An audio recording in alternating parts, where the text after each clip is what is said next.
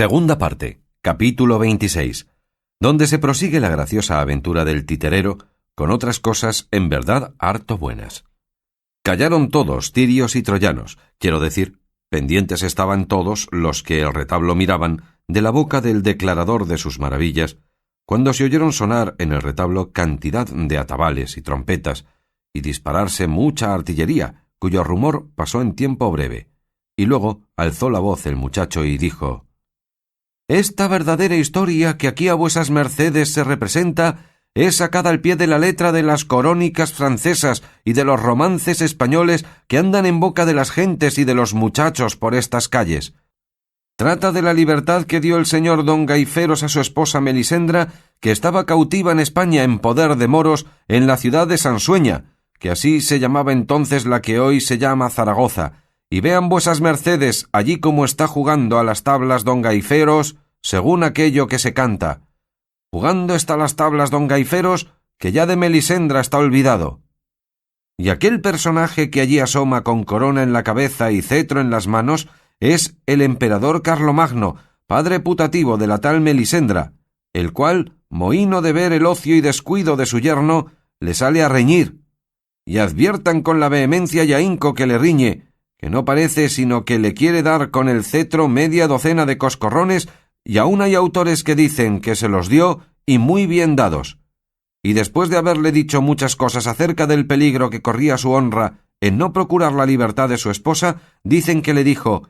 «Harto os he dicho, miradlo». Miren vuestras mercedes también cómo el emperador vuelve las espaldas y deja despechado a don Gaiferos, el cual ya ven cómo arroja impaciente de la cólera lejos de sí el tablero y las tablas, y pide apriesa las armas, y a don Roldán su primo pide prestada su espada durindana, y cómo don Roldán no se la quiere prestar, ofreciéndole su compañía en la difícil empresa en que se pone, pero el valeroso enojado no lo quiere aceptar. Antes dice que él solo es bastante para sacar a su esposa si bien estuviese metida en el más hondo centro de la tierra, y con esto se entra a armar para ponerse luego en camino. Vuelvan vuestras mercedes los ojos a aquella torre que allí parece, que se presupone que es una de las torres del Alcázar de Zaragoza, que ahora llaman la Aljafería, y aquella dama que en aquel balcón parece vestida a lo moro es la sin par Melisendra, que desde allí muchas veces se ponía a mirar el camino de Francia, y puesta la imaginación en París y en su esposo, se consolaba en su cautiverio. Miren también un nuevo caso que ahora sucede, quizá no visto jamás. ¿No ven aquel moro que callandico y pasito a paso, puesto el dedo en la boca, se llega por las espaldas de Melisendra? Pues miren cómo la da un beso en mitad de los labios y la priesa que ella se da a escupir y a limpiárselos con la blanca manga de su camisa, y cómo se lamenta y se arranca de pesar sus hermosos cabellos como si ellos tuvieran la culpa del maleficio. Miren también cómo aquel grave moro que está en aquellos corredores es el rey Marsilio de Sansueña, el cual, por haber visto la insolencia del moro, puesto que era un pariente y gran privado suyo, le mandó luego prender, y que le den 200 azotes llevándole por las calles acostumbradas de la ciudad, con chilladores delante y embaramiento detrás. Y veis aquí donde salen a ejecutar la sentencia, aún bien apenas no habiendo sido puesta en ejecución la culpa, porque entre moros no hay traslado a la parte, ni a prueba y estese, como entre nosotros. «Niño, niño», dijo con voz alta a esta sazón don Quijote, «seguid vuestra historia línea recta, y no os metáis en las curvas o transversales, que para sacar una verdad en limpio menester son muchas pruebas y repruebas». También dijo maese Pedro desde dentro: «Muchacho, no te metas en dibujos, sino haz lo que ese señor te manda, que será lo más acertado. Sigue tu canto llano y no te metas en contrapuntos que se suelen quebrar de sutiles». «Yo lo haré así», respondió el muchacho, y prosiguió diciendo: «Esta figura que aquí parece a caballo cubierta con una capa gascona es la misma de don Gaiferos. Aquí su esposa, ya vengada del atrevimiento del enamorado moro, con mejor y más sosegado semblante, se ha puesto a los miradores de la torre y habla con su esposo creyendo que es algún pasajero con quien pasó todas aquellas razones y coloquios de aquel romance que dicen: «Caballeros, si a Francia ides, por Gaiferos preguntad», las cuales no digo yo ahora porque de la prolijidad se suele engendrar el fastidio. Basta ver cómo don Gaifero se descubre, y que por los ademanes alegres que Melisendra hace, se nos da a entender que ella le ha conocido, y más ahora que vemos se descuelga del balcón para ponerse en las ancas del caballo de su buen esposo. Mas ¡ay, sin ventura!, que se le ha sido una punta del faldellín de uno de los hierros del balcón, y está pendiente en el aire, sin poder llegar al suelo.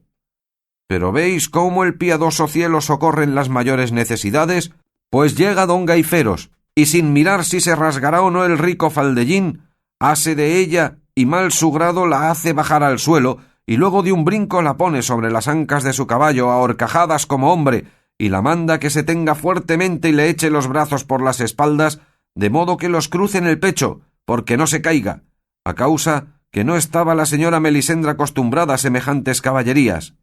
¿Veis también cómo los relinchos del caballo dan señales que va contento con la valiente y hermosa carga que lleva en su señor y en su señora?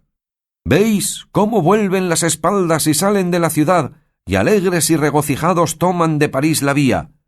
Vais en paz, oh par sin par de verdaderos amantes. Lleguéis a salvamento a vuestra deseada patria, sin que la fortuna ponga estorbo en vuestro felice viaje. Los ojos de vuestros amigos y parientes os vean gozar en paz tranquila los días, que los de Néstor sean, que os quedan de la vida. Aquí alzó otra vez la voz maese Pedro y dijo: «Llaneza, muchacho, no te encumbres, que toda afectación es mala». No respondió nada el intérprete, antes prosiguió diciendo: «No faltaron algunos ociosos ojos que lo suelen ver todo, que no viesen la bajada y la subida de Melisendra, de quien dieron noticia al rey Marsilio, el cual mandó luego tocar alarma. Y miren con qué priesa, que ya la ciudad se hunde con el son de las campanas que en todas las torres de las mezquitas suenan».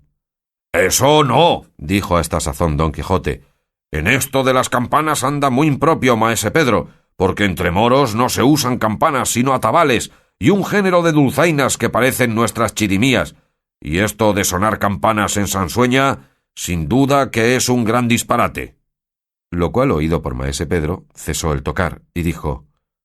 «No mire vuestra merced en niñerías, señor don Quijote, ni quiera llevar las cosas tan por el cabo que no se le halle. ¿No se representan por ahí casi de ordinario 1000 comedias llenas de 1000 impropiedades y disparates, y con todo eso corren felicísimamente su carrera y se escuchan no solo con aplauso sino con admiración y todo?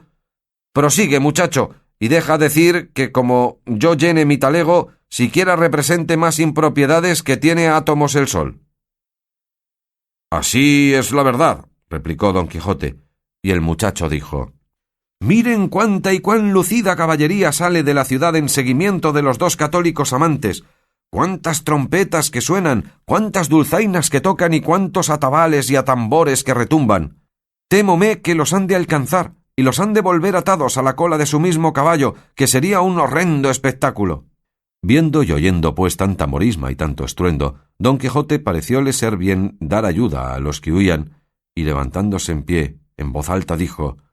«No consentiré yo que en mis días y en mi presencia se le haga superchería a tan famoso caballero y a tan atrevido enamorado como don Gaiferos. Deteneos, mal nacida canalla, no le sigáis ni persigáis, sino conmigo sois en la batalla». Y diciendo y haciendo, desenvainó la espada y de un brinco se puso junto al retablo, y con acelerada y nunca vista furia comenzó a llover cuchilladas sobre la titerera morisma, derribando a unos, descabezando a otros, estropeando a éste, destrozando a aquel,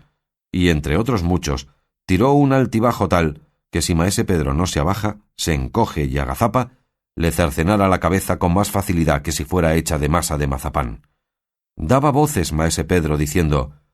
«Deténgase vuestra merced, señor don Quijote, y advierta que estos que derriba, destroza y mata no son verdaderos moros, sino unas figurillas de pasta. Mire, pecador de mí, que me destruye y echa a perder toda mi hacienda». Mas no por eso dejaba de menudear don Quijote cuchilladas, mandobles, tajos y reveses como llovidos. Finalmente, en menos de 2 credos, dio con todo el retablo en el suelo, hechas pedazos y desmenuzadas todas sus jarcias y figuras. El rey Marsilio malherido y el emperador Carlomagno partida la corona y la cabeza en 2 partes. Alborotóse el senado de los oyentes, huyóse el mono por los tejados de la venta, temió el primo Acobardóse el paje, y hasta el mismo Sancho Panza tuvo pavor grandísimo, porque, como él juró después de pasada la borrasca, jamás había visto a su señor con tan desatinada cólera. Hecho, pues, el general destrozo del retablo, sosegóse un poco Don Quijote y dijo: «Quisiera yo tener aquí delante, en este punto, todos aquellos que no creen ni quieren creer de cuánto provecho sean en el mundo los caballeros andantes. Miren, si no me hallara yo aquí presente, que fuera del buen don Gaiferos y de la hermosa Melisendra, a buen seguro que ésta fuera ya la hora que los hubieran alcanzado estos canes y les hubieran hecho algún desaguisado. En resolución, ¡viva la andante caballería sobre cuantas cosas hoy viven en la tierra!».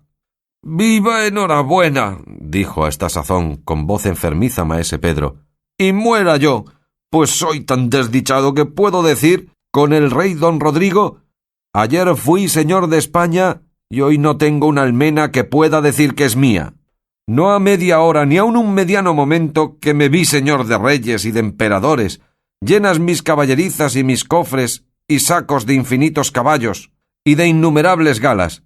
Y ahora me veo desolado y abatido, pobre y mendigo, y sobre todo sin mi mono, que a fe que primero que le vuelva mi poder me han de sudar los dientes, y todo por la furia mal considerada de este señor caballero, de quien se dice que ampara pupilos y endereza tuertos y hace otras obras caritativas, y en mí solo ha venido a faltar su intención generosa, que sean benditos y alabados los cielos, allá donde tienen más levantados sus asientos. En fin, el caballero de la triste figura había de ser aquel que había de desfigurar las mías. Enternecióse Sancho Panza con las razones de maese Pedro y díjole: «No llores, maese Pedro, ni te lamentes, que me quiebras el corazón, porque te hago saber que es mi señor Don Quijote tan católico y escrupuloso cristiano, que si él cae en la cuenta de que te ha hecho algún agravio, te lo sabrá y te lo querrá pagar y satisfacer con muchas ventajas». «Con que me pagase el señor Don Quijote alguna parte de las hechuras que me ha deshecho, quedaría contento, y su merced aseguraría su conciencia, porque no se puede salvar quien tiene lo ajeno contra la voluntad de su dueño y no lo restituye». «Así es», dijo Don Quijote, «pero hasta ahora yo no sé que tenga nada vuestro, maese Pedro». «¿Cómo no?», respondió maese Pedro, «y las reliquias que están por este duro y estéril suelo, ¿quién las esparció y aniquiló, sino la fuerza invencible de ese poderoso brazo? ¿Y cuyos eran sus cuerpos sino míos? ¿Y con quién me sustentaba yo, sino con ellos?» «Ahora acabo de creer», dijo a este punto Don Quijote, «lo que otras muchas veces he creído, que estos encantadores que me persiguen no hacen sino ponerme las figuras como ellas son delante de los ojos, y luego me las mudan y truecan en las que ellos quieren. Real y verdaderamente os digo, señores, que me oís, que a mí me pareció todo lo que aquí ha pasado que pasaba al pie de la letra, que Melisendra era Melisendra, don Gaiferos, Marsilio, y Carlomagno. Por eso se me alteró la cólera, y por cumplir con mi profesión de caballero andante quise dar ayuda y favor a los que huían, y con este buen propósito hice lo que habéis visto. Si me ha salido al revés no es culpa mía, sino de los malos que me persiguen. Y con todo esto, de este mi yerro, aunque no ha procedido de malicia, quiero yo mismo condenarme en costas. Vea, maese Pedro, lo que quiere por las figuras deshechas, que yo me ofrezco a pagárselo luego en buena y corriente moneda castellana». Inclinósele maese Pedro diciéndole: «No esperaba yo menos de la inaudita cristiandad del valeroso Don Quijote de la Mancha, verdadero socorredor y amparo de todos los necesitados y menesterosos vagamundos, y aquí el señor Ventero y el gran Sancho serán medianeros y apreciadores entre vuesa merced y mí de lo que valen o podían valer las ya deshechas figuras». El Ventero y Sancho dijeron que así lo harían, y luego maese Pedro alzó del suelo con la cabeza menos al rey Marsilio de Zaragoza, y dijo: «Ya se ve cuán imposible es volver a este rey a su ser primero, y así me parece, salvo mejor juicio, que se me dé por su muerte, fin y acabamiento, 4 reales y medio». «Adelante», dijo Don Quijote. «Pues por esta abertura de arriba abajo», prosiguió maese Pedro, tomando en las manos el partido emperador Carlomagno, «no sería mucho que pidiese yo 5 reales y un cuartillo». «No es poco», dijo Sancho. «Ni mucho», replicó el Ventero. «Médiese la partida y señálense 5 reales». «Dénsele todos 5 y cuartillo», dijo don Quijote, que no está en un cuartillo más a menos la monta de esta notable desgracia. Y acabe presto, maese Pedro, que se hace hora de cenar y yo tengo ciertos barruntos de hambre. Por esta figura, dijo maese Pedro, que está sin narices y un ojo menos, que es de la hermosa Melisendra, quiero y me pongo en lo justo 2 reales y 12 maravedís. Aún ahí sería el diablo, dijo don Quijote, si ya no estuviese Melisendra con su esposo por lo menos en la raya de Francia, porque el caballo en que iban a mí me pareció que antes volaba que corría, y así no hay para qué venderme a mí el gato por liebre, presentándome aquí a Melisendra desnarigada, estando la otra, si viene a mano, ahora holgándose en Francia con su esposo a pierna tendida. Ayude Dios con lo suyo a cada uno, señor maese Pedro, y caminemos todos con pie llano y con intención sana. Y prosiga. Maese Pedro, que vio que don Quijote izquierdeaba y que volvía a su primer tema, no quiso que se le escapase, y así le dijo: «Esta no debe de ser Melisendra, sino alguna de las doncellas que la servían, y así, con 60 maravedís que me den por ella, quedaré contento y bien pagado». De esta manera fue poniendo precio a otras muchas destrozadas figuras, que después los moderaron los 2 jueces árbitros con satisfacción de las partes, que llegaron a 40 reales y 3 cuartillos, y además de esto, que luego lo desembolsó Sancho, pidió maese Pedro 2 reales por el trabajo de tomar el mono. «Dáselos, Sancho», dijo don Quijote, «no para tomar el mono, sino la mona, y 200 diera yo ahora en albricias a quien me dijera con certidumbre que la señora doña Melisendra y el señor don Gaiferos estaban ya en Francia y entre los suyos». «Ninguno nos lo podrá decir mejor que mi mono», dijo maese Pedro, «pero no habrá diablo que ahora le tome, aunque imagino que el cariño y la hambre le han de forzar a que me busque esta noche, y amanecerá Dios, y verémonos». En resolución, la borrasca del retablo se acabó, y todos cenaron en paz y en buena compañía a costa de don Quijote, que era liberal en todo extremo. Antes que amaneciese, se fue el que llevaba las lanzas y las alabardas, y ya después de amanecido, se vinieron a despedir de don Quijote el primo y el paje, el uno para volverse a su tierra, y el otro a proseguir su camino, para ayuda del cual le dio don Quijote 1 docena de reales. Maese Pedro no quiso volver a entrar en más dimes ni diretes con don Quijote, a quien él conocía muy bien, y así madrugó antes que el sol, y cogiendo las reliquias de su retablo y a su mono, se fue también a buscar sus aventuras. El ventero, que no conocía a don Quijote, tan admirado le tenía sus locuras como su liberalidad. Finalmente, Sancho le pagó muy bien por orden de su señor, y despidiéndose de él, casi a las 8 del día, dejaron la venta y se pusieron en camino, donde los dejaremos ir, que así conviene para dar lugar a contar otras cosas pertenecientes a la declaración de esta famosa historia.